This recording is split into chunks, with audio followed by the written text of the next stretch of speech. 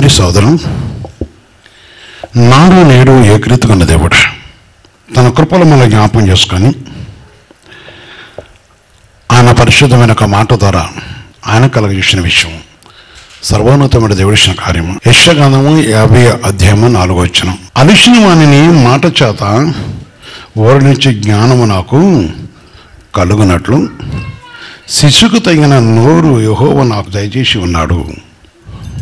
శిష్యుడు వినున్నట్లుగా నేను వినుటకై ఆయన ప్రతి ఉదయమున నాకు వినుబుద్ధి పుట్టించుచున్నాడు.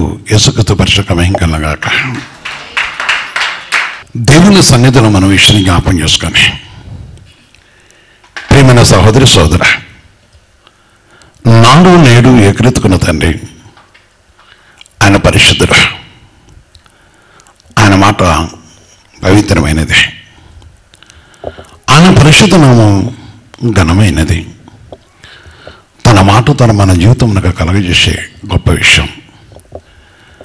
దేవుని వాక్కును బట్టి, దేవుని వాక్యాన్ని బట్టి, దేవుని యొక్క మాటను బట్టి దేవుడు మనకు కలుగజేసే కార్యమా, దేవుడు మన మీద చూపుతున్న విషయం ఇక్కడ పరిశుద్ధ వాక్యంలో మనం చూసినప్పుడు, ప్రియమైన సహోదరి, ఈ మంచి మాటను బట్టి ఈ విషయాన్ని మనం గ్రహించాలి.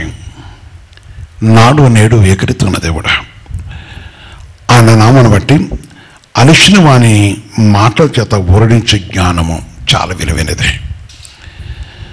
దేవుని జ్ఞానము కావాలి.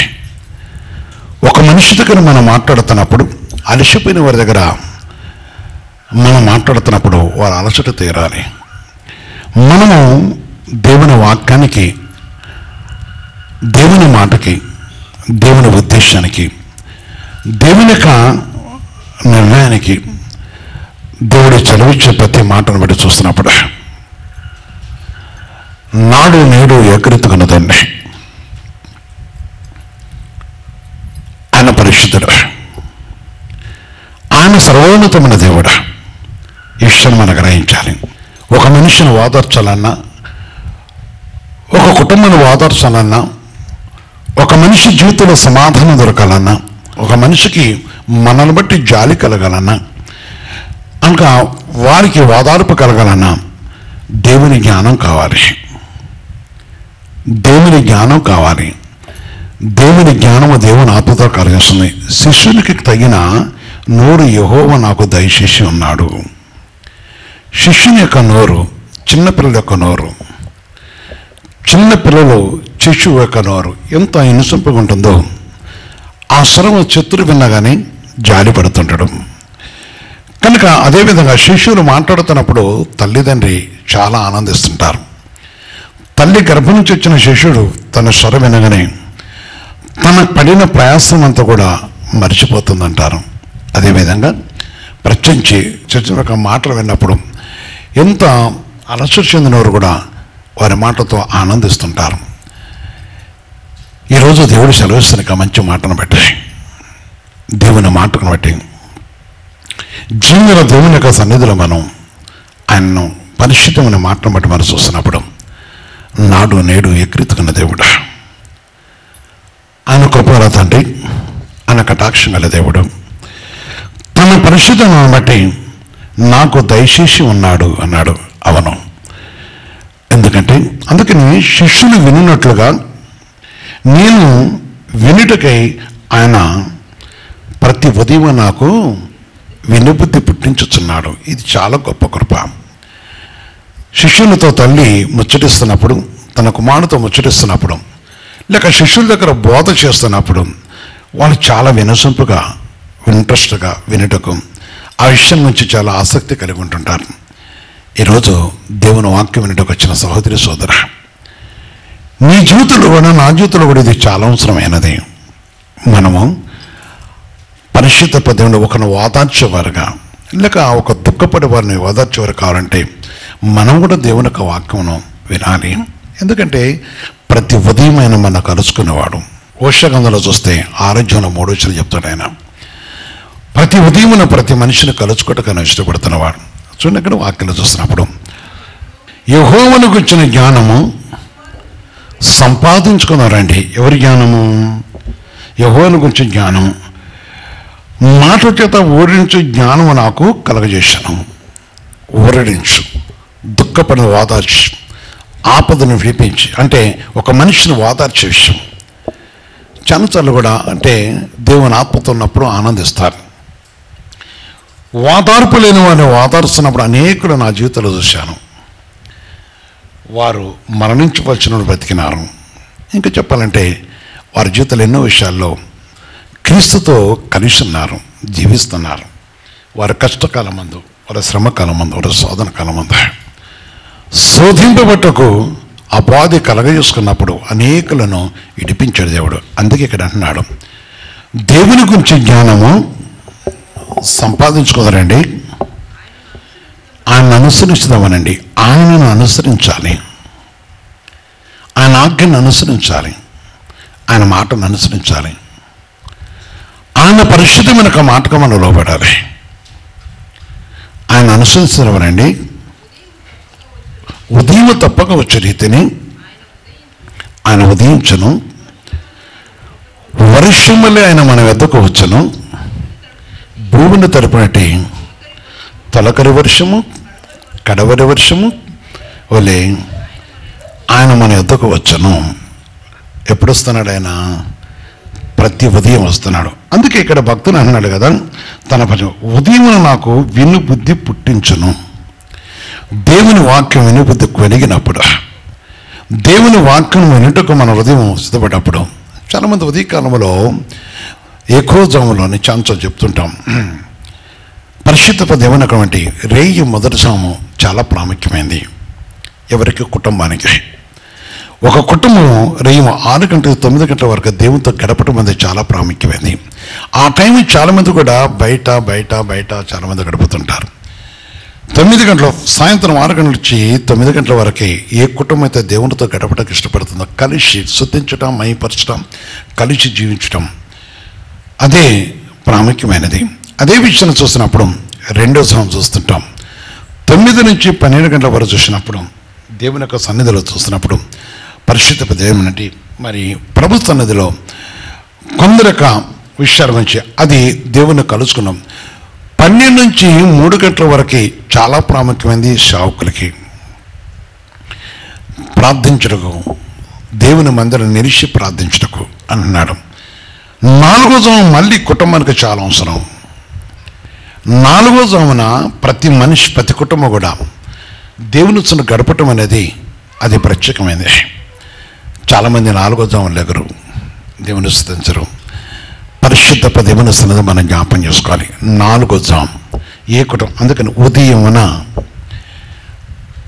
కన్నా దినంలో 3 నుంచి 6 గంటల వరకు కూడా 4వ జాము అన్నారు. అందుకని ఎక్కువ జామున అన్నాడు. ఉదయకాలమున అరుణోదయ గర్భము నుంచి అని మాట మనం విన్నాం. కీర్తన 110లో చూసినప్పుడు చాలా మంచిది. ఇక్కడ పరిశుద్ధ దేవుడు చదివిస్తున్నట్టుగా ఈరోజు ఆలోచించు. ప్రభుత్వం గడపట కోసం వెతకాలి, పరిశుద్ధ దేవుని వెతకాలి, ఆయన మాటలు వినుటకు సిద్ధపడాలి, ఆయన సన్నిధి వెతకడానికి సిద్ధపడాలి, ఆయన ఉద్దేశం నెరవేర్చక సిద్ధపడాలి, ఆయన సన్నిధిలో మొరపెట్టకు సిద్ధపడాలి. ఆలోచించాలి, మొరపెట్టుట, అంగలార్చుట, జింగల దేవుని మనం వెతకటం, సజీవమైన దేవునితో మనం కలుసుకోవటం, సర్వోన్నతమైన దేవుని నందు మనం నిలిచి ఉండటం. దేవుని వెతికినప్పుడు ఆయన మనసు వెనుబుద్ధి కావాలి, దేవుని మాటలు వినాలంటే ప్రభుని మొరపెట్టుకోవాలి. ప్రియమైన సహోదరి సోదర, ఆయన వాక్యం వినాలి, ఆయన వాక్యం చదవాలి. ఎందుకంటే మన వాక్యం చదివినప్పుడు, వాక్యం వింటున్నప్పుడు ఆయన మన బోధి చదివినప్పుడు ఆయనతో మాట్లాడుతుంటాడు. మనం కూడా అనేకులు సాక్షులుగా దేవుని మందిరంలో ఉన్నవారు అందుకే చాలా పెందరకడ రేసి ప్రభుత్వంలో ప్రవేశిస్తూ ఉంటారు. పరిశుద్ధ దేవుని పాదాల దగ్గర ప్రవేశిస్తూ ఉంటారు. సర్వోన్నతమైన దేవుని సన్నిధిలో అంగలారుస్తూ ఉంటారు. నా ప్రియ సహోదరి సోదర, వర్షములు ఆయన ఎవరైనా మొరపెడుతున్నారో, ఆయన మాట వినడానికి ఎవరు ఉన్నారో, ఆయన మాట ఎవరు వింటున్నారు, ఆయన మాట కోసం ఎవరు కనిపెట్టుకున్నారు, ఎవరు ఎదురు చూస్తున్నారని దేవుని ఆత్మ ఎదురు చూస్తారు. కొన్ని కొందరు ఎంత భయంకర బలహీనత ఉన్నా, లెగలేని స్థితిలో ఉన్నా, పండుకున్నా సరే ప్రభు దగ్గర మొరపెడుతుంటారు. మొరపెడుతున్న దావీదు భక్తుడు, ఉదయకాలం నా కంఠస్వరము నేను సిద్ధపరచుకొని ఉన్నాను అంటాడు. 5వ అధ్యాయంలో చూసినప్పుడు దేవుని ఆకలి కీర్తన అందరూ చూస్తాయి. ప్రియమైన బిడ్డలారా, ఉదయకాలం నా కంఠస్వరమును ఆయన కొరకు సిద్ధపరచుకుంటేనే ఆయన సన్నిధిలో నేను సిద్ధపరచుకున్నాను. ఎందుకు? దేవుని చెప్పుకోవటం కోసం, దేవుని దగ్గర మొరపెట్టు కోసం అని అడుగుతూ ఉన్నాడు. చాలా మంచిది. ఈ విధంగా చూస్తున్నప్పుడు దేవుని స్వరం వినటం అనేది చాలా అవసరము, ఆసక్తికరమైనది. దేవుని నామను బట్టి దేవుడు చదివిస్తున్న విషయం. ఈ విషయాన్ని మనం జ్ఞాపకం చేసుకున్నప్పుడు ఆయన మనతో చూస్తున్న దేవుడు, మన వైపు చూస్తున్న వాడు. ఆయన పరిశుద్ధుని మాటను బట్టి మన స్వరము దేవునికి వినిపించాలి, ఆయన స్వరం మనం వినాలి. చాలామంది మందిరాలకు దగ్గర ఉన్నవారు ఉదయకాలమనే ఎక్కువజామున లేచి వారు ఇచ్చిన ప్రేయర్ చూసుకుంటారు. చాలా చిత్తపాటు. వాస్తవం చెప్పాలంటే 4 గంటల స్థానం అనేది చాలా అది కొన్ని విషయాలలో మరి ప్రాముఖ్యమైన విషయాలు. ప్రభు సన్నిధిలో పరిగెత్తడానికి ప్రయత్నం చేస్తుంటారు. ఆయన సన్నిధి గొప్పది, ఆయన నామం గొప్పది. ప్రేమైన సహోదరి సోదర, ఆయన చిత్తం కోసం, ఆయన ఉద్దేశం కోసం, ఆయన నిర్ణయం కోసం మనం వేచి ఉండటం అనేది పరిశుద్ధతను కోరుకున్నవాడు. అందుకే ఈరోజు జీవగల దేవుని యొక్క నామను బట్టి ఆయన చూస్తున్న విషయాన్ని నాడు నేడు ఏకరెత్తుకున్న దేవుడు. అందుకని మనం ఆయన పాదాల దగ్గర ఆయన స్వరం కోసం కనబడి నీవెంతవరకు ఎదురు చూస్తున్నావు? నీ హృదయం ప్రభు కోసం ఎదురు చూస్తుందా? ఆయనైతే నీ కోసం వస్తున్నాడు. అందుకే ప్రభు ఆకలి చూస్తున్నాం. ఎవరైతే ఆయన స్వరం వింటున్నారో వారిని బహుగా ఆనందించేవాడు. దేవుని ఆకలి యెషయా 50 చూస్తున్నప్పుడు 5వ వచనం చెప్తున్నాడు, ప్రభువుకు యెహోవా నా చెవికి వినుబుద్ధి పుట్టింపగా నేను ఆయన మీద తిరగబాటు చెయ్యలేదు. ఏం చేయలేదు? నేను ఆయన మీద తిరగబాటు చేయలేదు, వినకుండా నేను తొలగిపోలేదు. చూడండి, చాలామంది జీవితాలు అవసరం కరెక్ట్గా. నేను కొందరు యవనస్తులు చూస్తుంటాను, లేక కొందరు ఇక్కడ కూడా చూస్తుంటాను. ఆరాధన క్రమంలో దేవుడు హెచ్చరిస్తూ మాట్లాడుతున్నప్పుడు టక్కన వెళ్ళిపోతుంటారు. కొందరు ఏదో పని ఉంటే వెళ్ళిపోతుంటారు. అదొక విషయం. అదేవిధంగా దేవుని వాక్య వినుటకు కొందరు హృదయములో ఆయన మనసు తెరవరు, హృదయమును తెరవరు. కనుక ప్రియులారా, ఈ స్వరం విన్న వాళ్ళారా, తప్పకుండా దేవుని మాట వినాలి, దేవుని వాక్యానికి లోబడాలి. పరిశుద్ధాత్మదేవునితో మనం ఉన్నప్పుడు దేవుడు మన విషయాన్ని దీవించేవాడు, తన కృపల సన్నిధిని మనకు అనుగ్రహించి మనం ఆశ్రయించేవాడు. ఆలోచించండి, ఏ యవనస్తుడు కానీ యవనస్తులకు కాదు, సేవకులేక ట్రైనింగ్లో ఉన్నవాడు కానీ లేక సేవ చేసేవాళ్ళు కానీ కొందరు జీవితాలు చూస్తున్నాం చాలా గర్వముతో ఉంటారు. వాక్యం అనే విషయంలో చాలామంది కొంత గర్వం చూస్తుంటారు, సేవకులు కూడా చూస్తుంటారు. చూడండి, కొందరు మంచి మంచి ఉన్నతమైన స్థితిలో ఉన్నవారు కూడా నేను కొన్నిసార్లు చూస్తాను, కొన్నిసార్లు నేను వెళ్ళినప్పుడు చూశాను. నేను మెసేజ్ చెప్తున్నప్పుడు వెంటనే అండర్లైన్ అంటే మెసేజ్ రాస్తూ ఉండేవాడు. దేవుడు అనే మాట చెప్పిన ఒక వ్యక్తి, ఆయన పెద్దవాడు, వృద్ధుడు. ఒకరోజు నేను మెసేజ్ చెప్తే రాస్తామంటే తర్వాత ఏదండి తప్పక రాసుకోవాలన్నాడు ఆయన. నేను ఆశ్చర్యపోయినా. 80 సంవత్సరాల వృద్ధులు నాతో మాట్లాడు నేను సువార్త ప్రకటిస్తున్నప్పుడు చాలా ఇష్టపడేవాడు. చాలా వచ్చాడు, చాలా పెద్ద మనిషి, మంచి ఆ రోజుల్లో చాలా మేడం. ఒకప్పుడు ఆయన చాలా ఈ ప్రాంతంలో సువార్త అనేది లేక కొన్ని విషయాలు తీసుకొని వచ్చిన వారు నాతో మాట్లాడుతూ ఓ రోజు నేను ఒక స్థలంలో వాక్యం చెప్పడం చెప్తూ ఉన్నాను. ఆయన వెంటనే రాస్తూ ఉండి తర్వాత నాకు చెప్పాడు, ఆ విషయం నుంచి నాతో చెప్పాడు. వాక్యం నేను వినట్టు ఆయన ఎందుకంటే పెద్దవాడు కదా అనుకున్నాను. నేను చిన్నవాడు, నేనేమో మాట్లాడతాను అనుకున్నాను. 27 సంవత్సరాల క్రితం మాట ఇది. అప్పుడు ఆయన నాతో చెప్తూ ఆ వాక్యం విన్న తర్వాత దేవుడు నేను బహుగా వాడుకుంటాడు అన్నాడు. యేసుకృష్ణకు మహిమ కలుగాక. దేవుని సన్నిధిలో నేను దేవుడు వాడుకుంటాడు. ఎందుకంటే దీనికి ఏం ఆన్సర్ చెప్తావు అనుకున్నాను, కానీ నువ్వు కాదు, పరిశుద్ధతలు మీతో అన్నారు వారు. దేని బిడ్డలారు ఇప్పుడు వృద్ధులైనారు, మృతి పొందినారు. ప్రేమ బిడ్డలారు, మనం తప్పక దేవునిగా శిష్యులు విన్నట్లుగా ఇక్కడ ఒక మాట, నేను ఆయన మీద తిరుగుబాటు చేయలేదు, వినకుండా నేను తొలగిపోలేదు. ఎవరి మీద? దేవుని మీద. వాక్యం ఎవరు? యేసయ్య.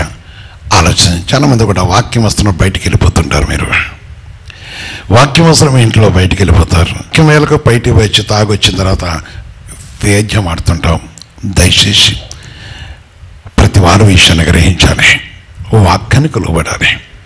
దేవుని వాక్యం చాలా విలువైనది. ప్రభు మాట గొప్పది. ప్రియమైన సహోదరి సోదర, కుటుంబ పరమ కొందరు ప్రభు సన్నిధిలో ప్రవేశించేవారు చూస్తుంటాను నేను.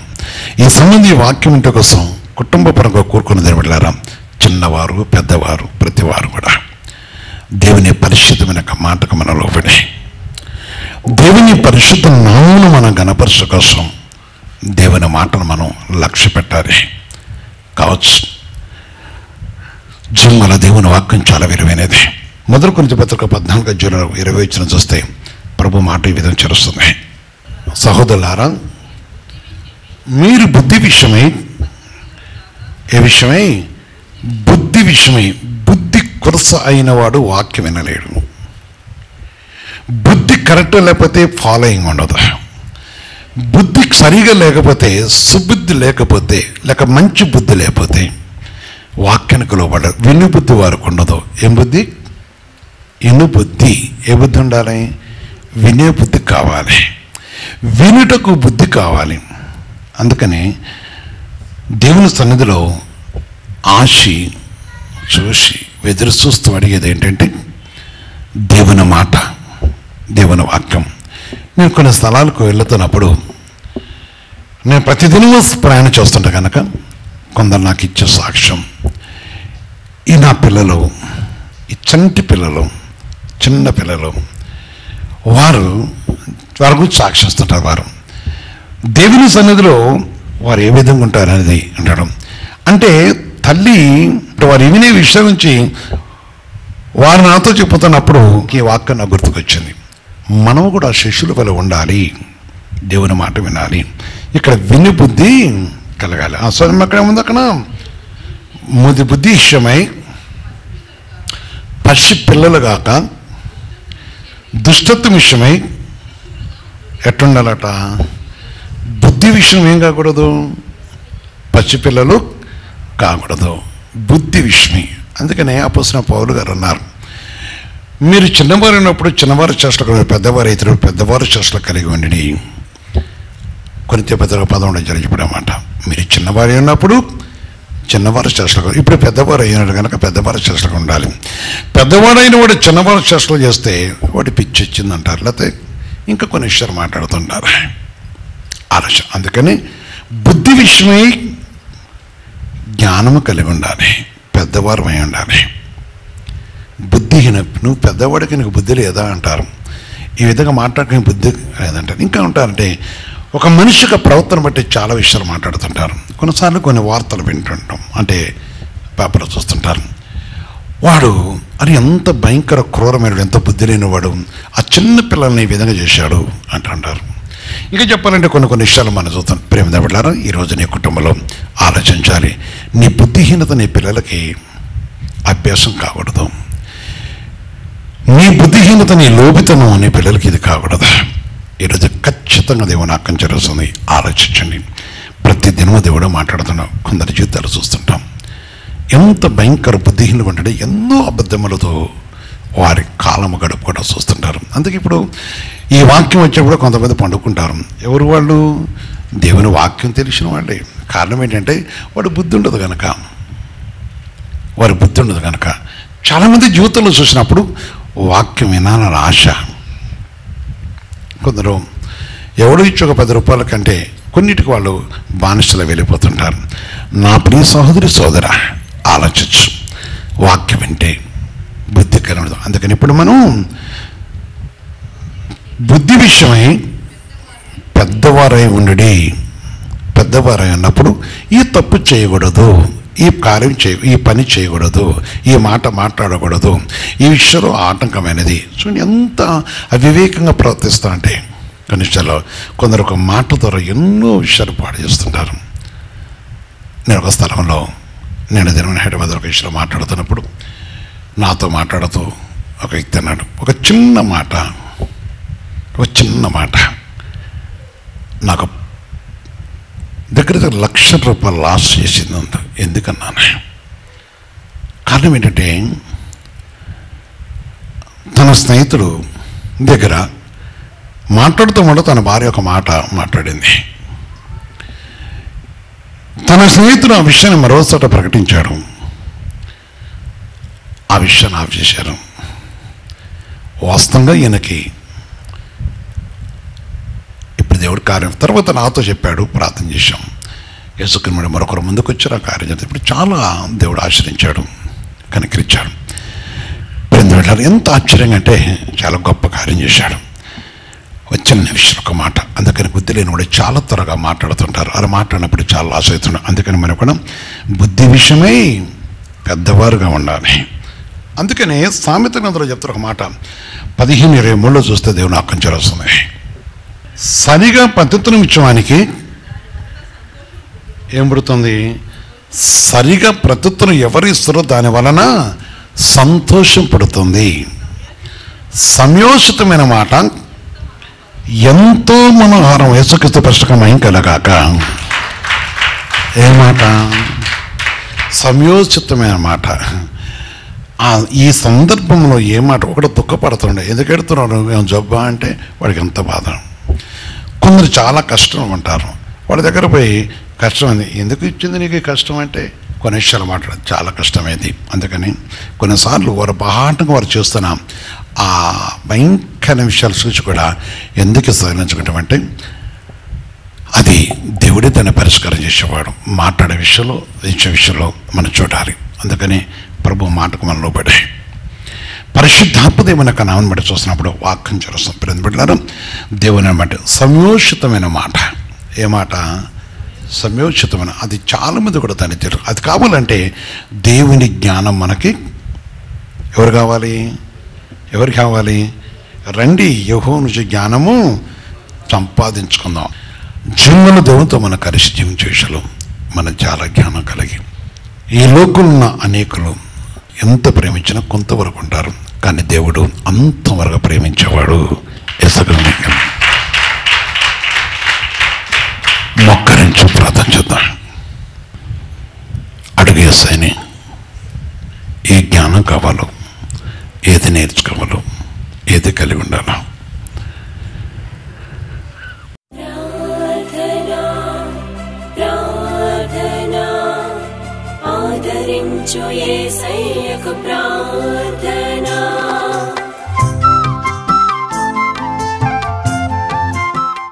పరిశుద్ధ తండ్రి, జంగలేసయ్య, మీ పవిత్ర పాదాలకు వందనాలు తెలుస్తున్నా. మీరు పరిశుద్ధులు, పరిశుద్ధులు, పరిశుద్ధులు. మీ మహాకృపను బట్టి ప్రభు మమ్మల్ని ప్రేమించి ఈ సమయం ప్రభు మీరు మాకు సెలవిచ్చిన మాట బట్టి వందనాలు. మా మాటను బట్టి, మా క్రియను బట్టి ఎవరైనా మేము ఆయాసపరిచిన మమ్మల్ని మన్నించి ప్రతి కుటుంబ రూపాన్ని నీ కుటుంబంలో సహాయం చేతండి. నిజంగా నేను కలుసుకునే కృప దయచేయండి. ప్రతి ఉదయం నేను కలుసుకునే సహాయం చేతండి. నీ కటాక్షం ప్రతి వారికి దయచేయండి. నీ స్వరమైన కృప, నీ సన్నిధిని వెతికే కృప, నీ చిత్తాన్ని నెరవేర్చే కృప దయచేసి బలపరుస్తూ, స్థిరపరుస్తూ, ఆదరిస్తూ, కటాక్షిస్తూ నీ చిత్తాంతర మంచితులకు సహాయం చేస్తాం. ఈ స్థలమైన ప్రతి కుటుంబానికి కాచిన దీవెనాశలు దయచేసి ఆశ్రయించి దీవించమని యేసుక్రీస్తు పరిశుద్ధ నామమున ప్రార్థించి వేడుకొస్తున్నాం తండ్రి. ఆమేన్, ఆమేన్, ఆమేన్.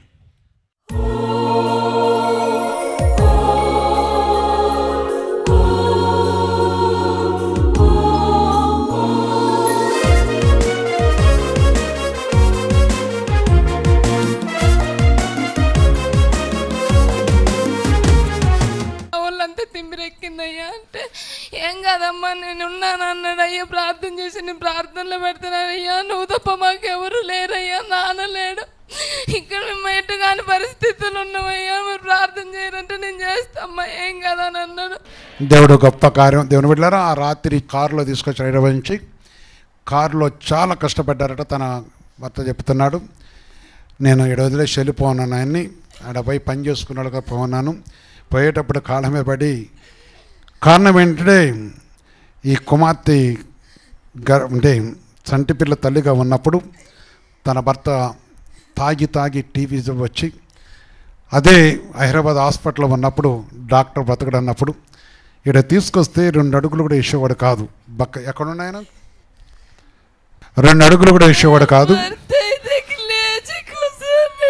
కనుక ఆ పరిస్థితిలో దేవుడు తన బ్రతికిచ్చి ఆనాటి నుంచి ఆయన ఏమన్నాడంటే, నా భార్యను బట్టి నేను సంచుకొచ్చాను, బ్రతికాను, కానీ నా భార్యతో నా పరిస్థితి ఏదో ఆయన కాళ్ళ మీద పడి ఏడిచాడు. నీ భార్యకి ఏం కదా పో అన్నాను. దేవుడైతే సజీవులో ఉంచాడు, కనికరించాడు. అంతేనా? దేవుని యొక్క నానబట్టి ఒకప్పుడు ఆయన చచ్చిపోయి ఉండే దేవుడు బతికిచ్చాడు. ఈరోజు ఆ కుటుంబాన్ని